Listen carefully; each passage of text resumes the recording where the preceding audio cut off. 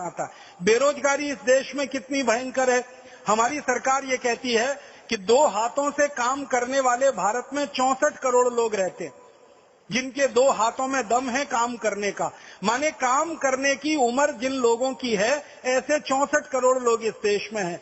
अंग्रेजी में इसको कहा जाता है वर्किंग एज। हमारे देश में जिनकी काम करने लायक उम्र है वो 64 करोड़ है, और इनमें से सम्मानजनक काम सिर्फ 3.5 करोड़ लोगों को ही मिल पाया है आजादी के 63 साल में। जिसको हम कहते हैं सम्मानजनक रोजगार, वो सिर्फ भारत में 3.5 करोड़ लोगों को है। 64 करोड़ लोगों में से 3.5 करोड़ लोगों को ही सम्मानजनक काम है, बाकी के लोगों को तो सम्मानजनक काम ही नहीं है इस देश में। और ये 3.5 करोड़ लोग कौन है?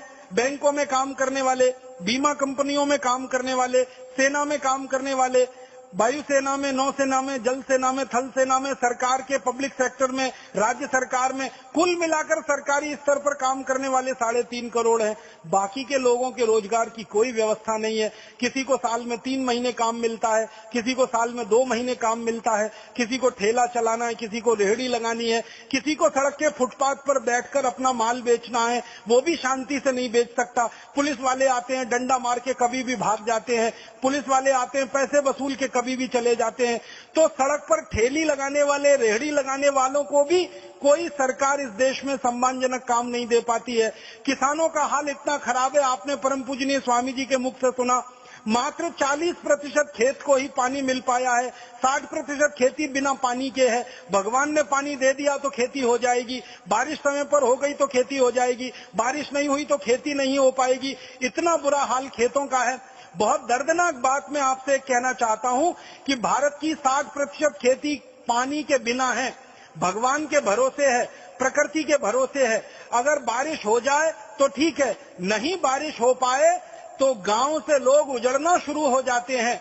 और सरकार के आंकड़े हैं कि हर 1 मिनट में 30 गांव के लोग गांव छोड़कर शहर भाग जाते हैं। वो झुग्गी झोंपड़ियों की जनसंख्या बढ़ाते हैं, फिर झुग्गी झोंपड़ियां बसना शुरू हो जाती हैं, क्योंकि गांव में बारिश नहीं हुई ठीक से, खेत में कुछ पैदा होगा नहीं, रोटी तो खानी है, पेट की आग तो बुझानी है, तो लोग शहर में जाते हैं, मुंबई में जाते हैं, धारावी में रहना शुरू करते हैं, बेंगलोर में जाते हैं, दिल्ली में जाते हैं, झोंपड़पट्टियों में रहना शुरू करते हैं।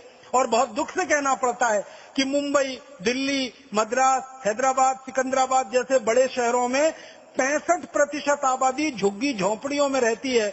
और उन झुग्गी झोंपड़ियों में रहती है जहां 10 बाई 10 फीट की एक छोटी सी खोली होती है, उसमें 8-10 आदमी भेड़ बकरी की तरह से रहते हैं।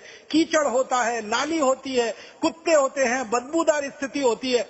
मैं तो धारावी की झोंपड़पट्टियों में इतनी बार गया हूं, आप अगर जाएं तो नाक पर रूमाल रखे बिना 1 मिनट वहां खड़े नहीं हो सकते। आप कल्पना करिए कि लोग वहां सालों साल अपनी जिंदगी गुजार देते हैं, क्योंकि गांव से पूरी तरह से बेघर होकर, उजड़कर वो शहर में आए हैं, क्योंकि गांव में रोजगार की कोई व्यवस्था नहीं है, क्योंकि गांव में खेतों को पानी नहीं है, क्योंकि खेतों में कोई उत्पादन की स्थिति नहीं है, गांव में रोजगार का कोई साधन नहीं बन पाया। सरकार की नीतियां ऐसी नहीं है जो गांव में रोजगार का बढ़ावा कर सके।